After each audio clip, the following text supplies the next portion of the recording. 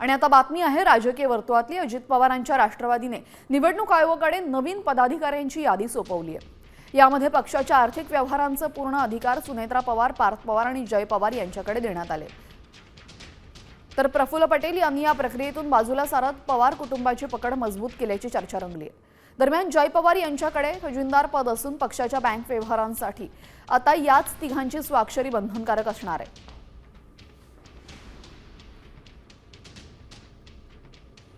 तर आर्थिक व्यवहारांचे सर्व अधिकार पार्थ, जय आणि सुनेत्रा पवारांकडे एकवटले। राष्ट्रवादीच्या बँक व्यवहारांसाठी आता याच तिघांची स्वाक्षरी बंधनकारक असेल। प्रफुल्ल पटेल यांना निर्णय प्रक्रियेतून बाजूला सारल्याची चर्चा सुरू झाली आहे। पार्थ पवारांची राष्ट्रीय महासचिवपदी नियुक्ती करण्यात आली आहे। तर आर्थिक निधीची सूत्रे पूर्णपणे पवार कुटुंबियांच्या हाती सोपवण्यात आल्याची माहिती सूत्रांनी दिली आहे।